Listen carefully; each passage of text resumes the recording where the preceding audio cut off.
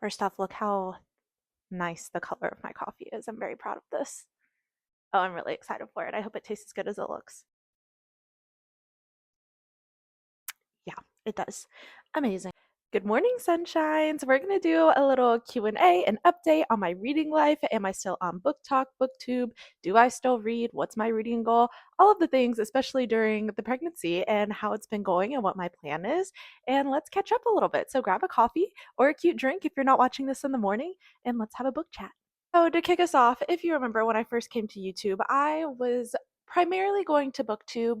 I'm not against BookTube or anything anymore. Life just changed. Life got crazy, and I got different book tastes and kind of annoyed with a lot of the books that were coming out, to be honest with you. So, things have changed a little bit. I still love reading in my free time. However, my free time is dedicated to a lot of other things now, especially with what I'm reading. A lot of the stuff that I've been reading has been more educational in terms of getting ready to have a child, vaccinations, how breastfeeding works, timelines, things like that. So I am still reading, but those aren't things that I put on my Goodreads because they're not for fun reads. They're more for educational purpose reads and just preparing to have a family. So that's been a little bit different, of course, because those are books I never would have picked up in the past. But if you remember, I am someone who usually also reads at least around 100 books a year. Sometimes that can be a little bit less, it could be a little bit more. It just looks different depending on the year and the time. Typically, it's right around 100 though. I would say at least 80, anywhere up to like the 120 range. And that's not the case. It wasn't the case last year. Unfortunately, I didn't hit my reading goal, and that's okay. And it's not going to be the case this year. I did start out ambitious and back on track and reading a lot of books in the first month of the year, and it just has quickly gone downhill. And we are now in May. So, this is also just going to be a wrap up of all the books I've read in 2026. So, to start the first section of this reading catch up, is what we're going to call it, my 2026 reads. I'm going to do a 2026 reading wrap up because I obviously have not been doing the monthly ones. I haven't been reading enough books to do a monthly wrap up, to be honest with you. So we're just going to do a monthly wrap up since January. We are now on May 2nd at this point. So let's get into what I've been reading and what I'm currently reading, and let's talk about how it's gone. That is good coffee. All right, to start us off, I actually read this a little bit later. I meant to read it in December. Didn't get around to it in December. I actually ended up listening to the audiobook mostly, but it was Spectacular, which is a part of the Caraval series. It's just a little novella, Christmas time novella to be specific, to go with it. But I read it at the very beginning of January when I was still in those Christmas mode vibes, I guess you could say. And it was really cute. I haven't read Caraval in so long, and I love Stephanie Garber's writing. I think it's so whimsical and just puts you in like an adult fairy tale setting, which I really love. I love feeling like a kid again when I'm reading these books. So I actually had a lot of fun reading this. It's hard to rank a novella super high. If a novella like can actually make me cry, then I'll probably give it 5 stars. Very rarely has that ever happened. I think only one time. But this one was still cute and it was fun. And especially if you're looking for something to read around Christmas time that's lighthearted, I definitely would still recommend it. I ended up giving it 3 stars. I don't think it was anything spectacular or super special, but it was good for the time that I was reading it at. And the audiobook was very good too. It had like sound effects, special effects, whatever you would call them, to go with it in the background with like the magical noises, which I thought was fun. But continuing on her track of Stephanie Garber, I then read her adult fantasy, which I believe this is her first adult fantasy. I think Caraval and her other series are young adult, if I remember right, but that could be wrong. They could be new adult or something like that. But Alchemy of Secrets, I actually really enjoyed. I know not everyone enjoyed this book, and I can see why. For me personally, I had an absolutely amazing time reading it. I thought it was so much fun. I loved the idea of it. I think I ended up giving it 4 stars. It wasn't a 5 star read, but I flew through the book, and that's not very common for me at this stage right now, unfortunately. So I had a lot of fun reading it. It's more of like a modern day fantasy, like it takes place in a modern city, modern times. But it is still a fantasy with all of the magical elements in it. And I find those just very intriguing. Obviously, everyone probably knows who Sarah J. Maas is, and with her newer Crescent City series, that was kind of the vibe with that one. It's like a modern setting, but it's still a fantasy. And that one fell flat for me. I'm not a huge fan of that series, unfortunately, but I feel like Stephanie Garber did it pretty well. I need to do more research and see if that series is going to be continued, if it's going to have, because it doesn't end on any major cliffhanger or anything like that. So I'm not really sure if that's standalone or what the plan for that one is, but I thoroughly enjoyed it. I had a great time reading it. Next, I read Fake Skating by Lynn Painter. This was also supposed to be read before 2026. Didn't get around to it, so I got around to it in 2026, and I don't want to hear a word about it because it doesn't really matter at the end of the day. There was nothing special about this book, to be honest. It was the typical Lynn Painter book. I had a great time reading it. I thought it was really fun. I love that she is a no spice writer for the most part. I think she has one book actually that's more of like an adult book, but the rest of them are just very lighthearted little cutesy romances that kind of take place during high school or college time or going into college time, and it was cute. I liked it. It has a hockey scene going on in it, and of course the girl moves back to her hometown, sees her childhood best friend, and just reconnection, rekindling, finding a found family or finding community when you're moving. I thought it was a really cute book. I left it at 3 stars. 3 stars is still a good rating, contrary to what people think. 3 stars means I had a great time reading it. I enjoyed it. I would probably still recommend it to people, just depending on what they're looking for. But it's not something that was outstanding, left me shaking in my boots, ready to come to the internet and rant about a book or talk about a book, or left me in tears or anything like that. So 3 stars is still a very good rating for that. Next, I read The Book of Night by Holly Black. Is it Holly Black? There's two Hollies, and I always get them confused. Holly Black is The Book of Night. And this one I actually listened mostly to the audiobook of. I'm just not a huge fan of it. It was fine for the audiobook, and it wasn't that I disliked it. I think I just don't really like witchy things like that. This one is less on the like witchy woo woo side, I would say. So much of that I think translates into our modern culture today that it just like weirds me out, and I don't really like it because I think there are a lot of people who do think that they are witches nowadays, and it's lost the essence of the fun little like Halloween costume dressing up as a witch when we were 5 years old. I feel like there's like a lot more that goes into that connotation now. And so books that are themed like that and a lot darker like that, I don't tend to like as much. So I had it ranked, I think, as 3 stars on Goodreads. I don't know that I would have left it at 3 stars, honestly, and I rarely do this. I would probably drop it to 2.5 stars because I feel like once you get below 3 stars, it's just pointless to do half stars. But in this case, again, I didn't hate the book or anything like that. It's just not my vibe. And honestly, it left me not remembering much about it. Like, I couldn't really give you a synopsis of the plot right now if you had asked me about it. So that probably says a lot more, and I would drop it below a 3 stars because I probably wouldn't be recommending it to anybody anyway. This coffee is really doing what it needs to. Sleep right now is sleeping. I'm not sleeping very well, to be honest, and it's really sad. So that's definitely needed to film this video. I finally read Rock, Paper, Scissors by Alice Feeney. I think this is the second book I've read by Alice Feeney because I'm pretty sure she wrote, maybe she didn't. Did she write Beautiful Ugly? I don't know. We might have to Google that one later. I'm not going to waste time doing that right now. But I think this is the second Alice Feeney book that I've written, and I hear so much about it. I think it's being a movie, and I'm really excited if it is. That could be wrong. Don't quote me on that, of course. Like I say, I just say things that come to my mind, and we move on from there. So never quote me on some of these things. Plus, you know how books work. They pick them up and then they drop them and then they say they're going to be a TV show or a movie and then they never come to fruition, and things happen all the time. But I had a blast reading this book. I read it and also audiobooks, I think the very last part of it, because I was reading it and I was like, I have to know what happens, obviously, at this point. And I was driving. So I had this going on audiobook, and the audiobook was amazing too. Alice Feeney, I like never really thought twice about, to be honest. And this book made me think twice. I was like, I need to read more of her books because this is so interesting to me. I had a great time. Also, the facial like recognition thing that's been in a couple books. It was in one of the Catherine Center books too. I was like, I didn't know this was such a thing, but I feel like I've read a few books where the lack of facial recognition or whatever that issue is called, where your brain like doesn't register a face. It can like register bits and pieces in like a feature or something, but it won't have facial recognition. That is fascinating to me.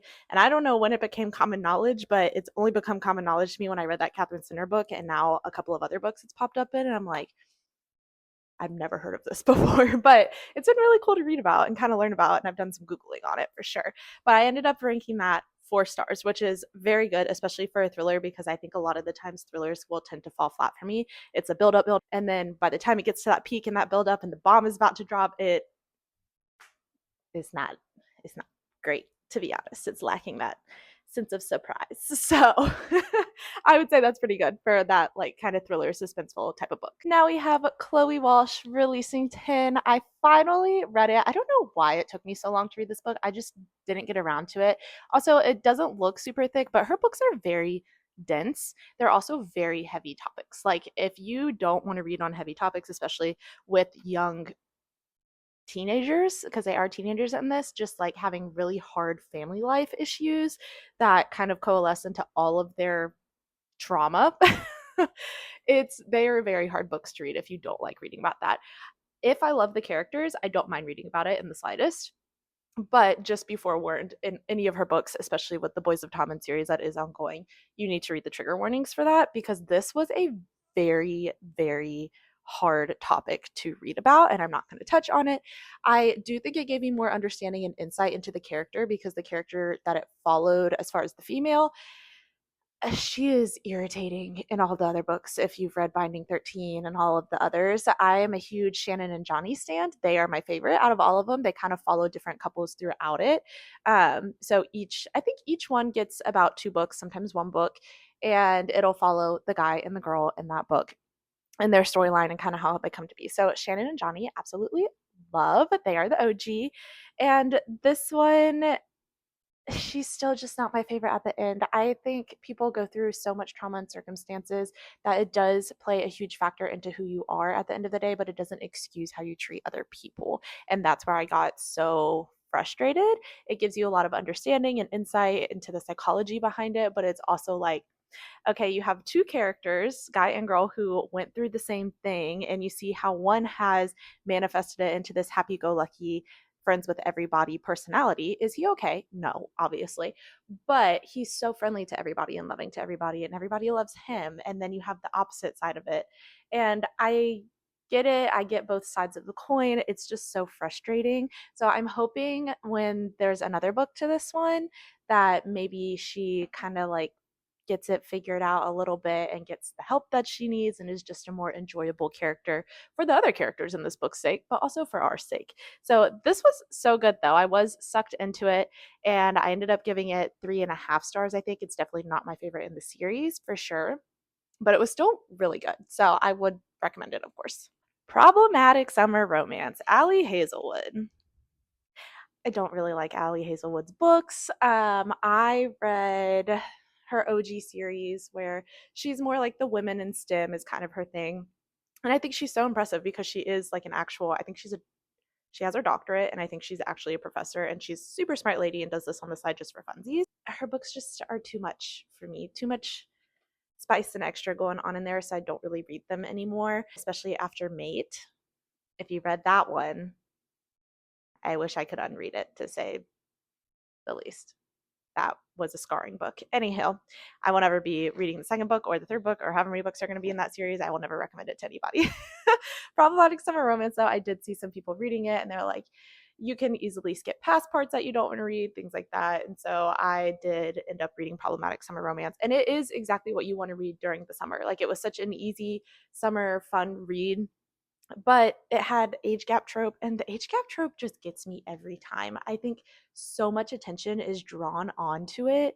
It ruins the plot of the book and the relationship building part of it because it's like, okay, we're at the point where obviously age is like but a number. You know they're going to end up together either way. That's what the plot of the book is leading up to. And so it just gets really annoying when that's like the only point of why they won't just be together. It's like, oh, we have a 13-year age gap. Okay, and like you're gonna end up together one way or another. So like find something else to make the root of your problem. I don't know. That ended up being 3 stars. I would again recommend that to specific people. I don't think the book was bad. There were chapters that I skipped a little bit because I would prefer just a fade to black scene, but it was fine. I read it. Again, I'm not a huge Ali Hazelwood fan. I hate to be bearer of bad news on that one. Like I said, I am trying to branch out on my book tastes this year. We're trying to figure out what I like, what I don't like, what's worth my time. And Frederick Bachman, I've read several of his books at this point, and I see the hype behind them, but I just can't get behind the hype, unfortunately. I thought Beartown would be the difference because I have seen so many people crying on the internet with these books. It just didn't for me. It was better than some of the other ones I read. Like I would say I like this better than Anxious People probably, I think A Man Called Ove is still my favorite out of all of them, and it's still like that wasn't even a five-star read. So I don't know. I don't know if I should continue Beartown. If you have any thoughts on Beartown, and if you didn't absolutely love the first book like everybody else seems to, and you liked the books to follow, I believe it's a trilogy, let me know. I just don't know if I want to dedicate more time to the series because I just wasn't in love with the characters. Again, I appreciate his writing. I can see the essence behind his writing. It just is not my favorite personally. I feel like it lacks emotional connection in a lot of it for some reason. I don't know why. I don't know why it's so hard for me just the way he writes to connect emotionally to the characters and to care about the characters because he also talks about really heavy topics. Like in all of his books, they're heavy topics and I think he handles them amazingly. Like in the plot lines, I don't think they're taken lightly. I think he does a great job writing about them. I don't know what it is. I can't connect. And I don't know if that's just me or if there are other people out there because I feel like every time I see someone talk about his books, they're just raving and saying how amazing it was and then crying about it. Okay, then I started an Alice Feeney kick and I was like, let me try another Alice Feeney book. So I read Daisy Darker and this one was not as good for sure. But if you like to listen to audiobooks while you drive, it definitely passed the time. I ended up giving Daisy Darker 3 stars. I'm not going to go into a ton of detail on that book because it's kind of like all of the others. That is my one struggle with like the thriller, suspenseful mystery type of books is I feel like they can get really repetitive, especially if they're by the same author. That's where I get so impressed with like Frida McFadden. I'm like, you come out with 5 bajillion books, and I don't know how you keep doing that, especially in that genre, because I feel like at some point it has to repeat and get repetitive. Obviously, I haven't read all of her books, so I don't know if that's how it goes or not, but it's just interesting. So yeah, that one I probably wouldn't be recommending to a ton of people unless you're going on like a long road trip and you're like, I need an audiobook to pass the time. It'll hold your attention for sure. It held my attention. And now we have our first 1 star read of the year. Yes, you heard that right. 1 star. I rarely will give 1 star to a book. Typically, if it's going to be a 1 star, then you need to just DNF it. It's not going to be worth the time. But this book was actually so short that it would be pointless for me to DNF it. It is This Song Is Not For You. And if you don't know who Laura Nolan is, I think that's how you say her name. She is the author of If He Had Been With Me. And then there's also a second book to that, If Only I Had Told Her. And I love both of those books. They're very sad books, just heads up there. But I was excited that she was coming out with a new one because I feel like she doesn't have a ton of books and like hasn't really written anything super, super new that wasn't related to that first book in a while. And I just, was there even a plot in this book? Like, I really just didn't understand it. It was just so, it was a waste of time. Like, I don't even want to talk about it, to be honest. Just don't read it. I hate to be so like negative about it, but it was 1 star. And it first of all, it doesn't look thick, so you can tell it's thin, but look at these pages, which I am a huge fan of short chapters and big font, whatever. I feel like I'm reading at the speed of light. So I literally read this in one day, but like it literally was like reading a children's book. So again, that's why I didn't DNF it. I was like, let me just finish it at this point because it takes no time. I read We Were Liars by E. Lockhart, which I believe is also a TV show. That was what spurred me to read it, was because I kept hearing stuff about the TV show and just how crazy it is. And the audiobook was available on Libby. And so I was like, let me just listen to it. It was fine. It was really underwhelming, I think, because it is drama filled, I guess, if you love just like I could see it being successful as a TV show more so than a book. I think the book is where I was kind of like, well, that was disappointing. The drama wasn't as hype as I thought it was going to be. It was just, I don't know. The hook was the hook. It left me reading until the end to try and figure out what happened and like piece together her memory, but I was kind of just really underwhelmed by the time we got to the end of it. And I was like, maybe I'll watch the show, maybe I won't watch the show. I can't really figure it out. I don't know. Let me know if you think it's worth it to watch the show, even if you didn't really like the book very much. I won't be continuing the series. I know there's more books to that too. This is where we start picking up the pace a little bit. So, if you remember, I read The Book of Doors last year by Gareth Brown, and I absolutely love this book. It was a 5 star read. And I was like, does he have any other books? I have to know. He does. He had one other book, and it's called The Society of Unknowable Objects. I think, wait, let me make sure I said that correctly so I'm not recommending a different book to you. Yes, The Society of Unknowable Objects. And I really enjoyed this book too. I didn't enjoy it as much as The Book of Doors. It's not a 5 star read for me. I ended up giving this one 4 stars, but it was so much fun and it has so many of the same magical elements that The Book of Doors had. I would definitely recommend The Book of Doors first to you because that was a 5-star read and I had so much fun reading that book. It was so different than anything else I had read, and that's kind of what I'm looking for, is just like a breath of fresh air book that doesn't feel like it's something hit on repeat that I've been reading over and over and over again with the same plot points. So I think his concepts are so cool. I think his writing is really great and it keeps me in tune with it, and I love the magical elements, but it takes place in a modern day. I had so much fun with that one. So I would definitely recommend The Society of Unknowable Objects. I thought it was a super cool idea. I think both of his books would translate amazingly either into a movie or a TV show if they were done well. That's always the key point. If it's done well, it would translate amazingly. But I think that's a lot of it's because of the like magical elements that go into it. If they were done well on TV, I think it'd be so cool to see an adaptation come to life of those ones. In Your Dreams by Sarah Adams. This is part of the When in Rome series. It's the fourth book to it. I, again, am kind of falling out of the romance genre a little bit. If it's a sweet romance that keeps my attention, I'm here for it. But if it's going to be spicy and all over the place and messy and whatnot, then it's not going to be for me anymore, I've decided. So I went on a limb and I did read this one and I did enjoy it. I ended up giving it 3 stars. I don't like it as much as some of the other books in the series. I really liked When in Rome. I think that one honestly might be my favorite out of them. But this one was still fun. I enjoyed seeing the characters again. I love the family that's a part of it. I love where it takes place in the small town of Kentucky. And I would recommend it as like a summer beach read. That's when I would recommend it, or like hanging out by the pool. I think the time that I read it probably wasn't the best because obviously this is 2026 and we're not even in the summer months quite yet. And so I probably read it at not the best time, but it was a 3-star read for me. So that's still pretty good, I would say. Next, we have The Secret Book Society by Madeline Martin. I had so much fun reading this. It's like a book club kind of vibe, but it's a secret book club and it takes place back, I believe it was the 19th century, may have been 20th century, but it's a little bit older times and it's a widowed woman and she brings together these women who are having issues either in their marriage, whether it's abuse, mistreatment, whether it's they're in a good relationship but they're just in a rough patch right now. She kind of can see through all of it and she brings all of them together with books because at this point in time it's not really okay for women to read or it's becoming a newer thing. And so some of the husbands are like not allowing them to. So she kind of sneaks some books and then has them over for high tea. And she's really high up in society. So, of course, when they ask to go, over there and she's invited to, and they're invited to tea, the husbands aren't going to say no.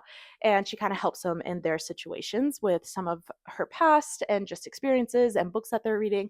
And I thought it was very enjoyable and a great concept. I haven't read anything else by her and it kind of dipped my toes in the water. So I might have to explore. I don't know if she has any other books, what they would be about, but I would definitely recommend this one. All right, so I was playing catch up this year and I finally bit the bullet and read The Book Thief.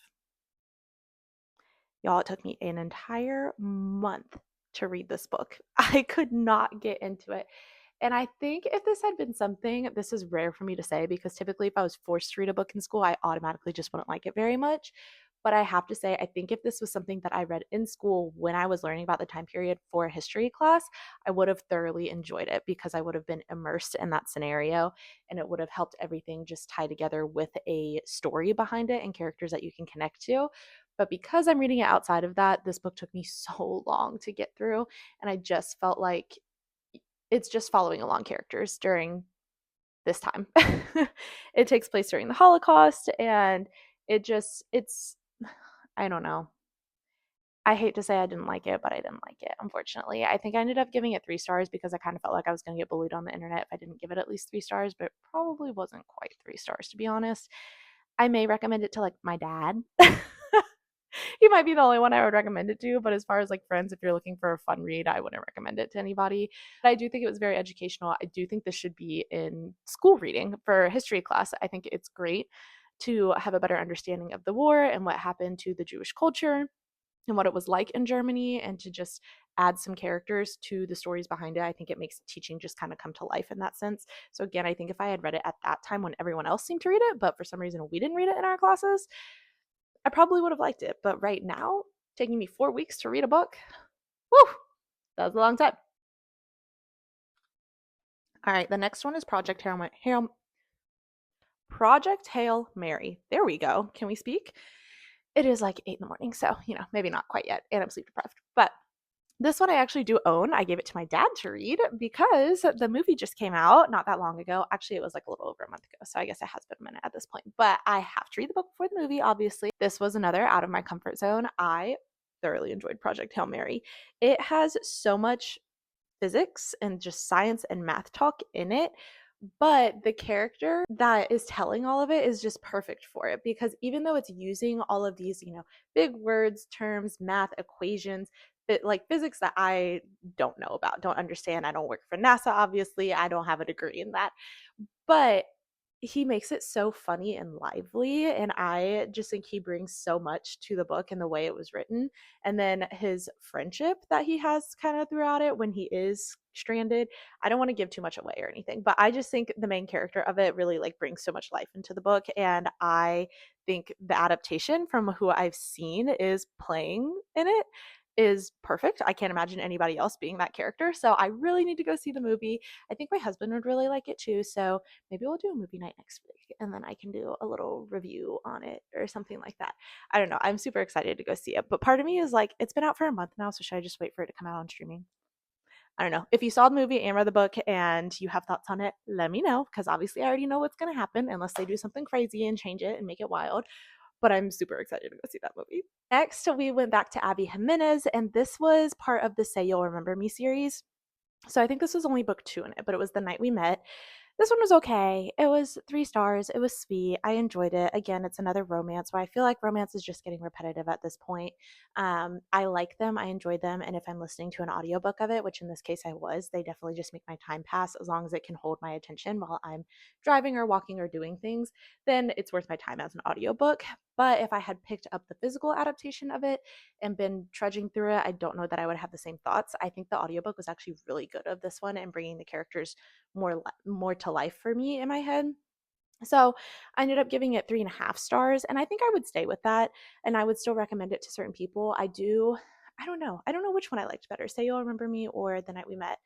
They were both good. I think they're honestly pretty equal in that sense. I just don't love this series that she's writing as much as I've liked her past ones. Like Yours Truly, I loved. That's probably my favorite out of all of her books that I've read. Wild Reverence, Rebecca Ross. I loved this book. I had so much fun reading it.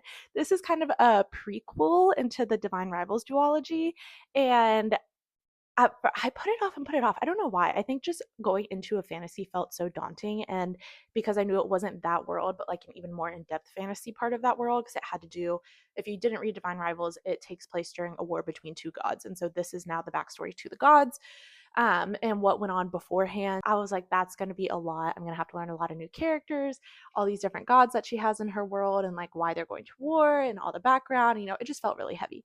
But when I finally cracked it open, it was on a trip to go visit my sister in Utah at the beginning of the month, and it was so worth it. I was hooked. I had a great time reading it. It ended up being 4 stars for me, and I loved it. If I had had the time to like sit down and binge it, I do think I would have. Again, I just don't have a lot of time to be doing that nowadays like I used to. I don't think this one really had microtropes in it. I just appreciated the writing of it. I think it still had her whimsical elements. I loved Divine Rivals, the first book. Second book was not as good as the first book for sure, but I just loved the world building, the magical elements that she had, and the idea behind it. And it was still very whimsical. And that's the kind of writing I love. I love to feel like I'm immersed in it. I'm reading a fairy tale, but not for 2-year-olds. And that's what she always seems to bring to her book. So I definitely appreciated it. It was 4 stars. Finally, book 19 of what we have read so far in 2026. It does pain me a little bit to say it's only been 19 books. Wild Dark Shore, I just finished. This one hooked my attention. I was super invested in it and I wanted to know what was going to happen. I just think what happened kind of wasn't what I expected at all, to be honest.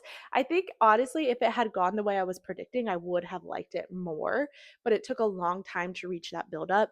And then once we reached the build up, I didn't necessarily expect it, but then I was kind of like, I don't know if that was really like as great of a twist as I was hoping it was going to be. I think that was the problem in my head. I was really building up this big twist that I was thought was going to happen, and it wasn't that. But again, that's one of those books I could totally see translated into a TV show. It reminded me, which it's not the same, but like the vibes of it are the same if you catch my drift. But it really reminded me of the vibes of Lost. If anyone ever watched that show back in the day, it's not exactly the same for sure. This one is more of like scientists on an island trying to, save the world and whatnot. And that one's a plane crash. But the vibes of them like being on the island and surviving and doing all of that stuff, that's kind of the essence that this book gave me. So it ended up being 3.5 stars. I would recommend this to specific people. I would love to see a TV show adaptation of this or a movie, but I think it'd be a better TV show, to be honest. And it was way out of my comfort zone. So I'm really glad I read it and I didn't hate it. So we're finding new books, new genres, new authors to like and to read. That's going to wrap up my 2026 reads. Again, only 19 books. My goal is 100. I'm like 14 behind pace. So we are not going to be reaching 100 to end our goal at this year. And I need to adjust my reading goal. But part of me still thinks that I can catch up. Will I? Probably not. Will I try? We'll see. Going to transition into my current reads. So currently I'm reading Just Friends by Haley Pham, and I'm about halfway through it. I'm doing the audiobook for this one because I don't think if I sat down to physically read it that I would love it, to be honest, because I'm not loving the audiobook. I have followed Haley Pham for forever. And so when I saw she was gonna write her first book, it's hard to like debut be amazing on your first book. It takes time, of course. So I wasn't expecting like this phenomenal read like I think a lot of people were, and I think she got a lot of scrutinism. Is that a word? Scrutiny. There it is. I think she got a lot of scrutiny and just criticism. I combined two words. Just a lot of criticism when people heard that she was coming out with her own book because she is a booktuber and has been a part of that first community for so long that they thought she was just automatically going to come out the gate with something phenomenal.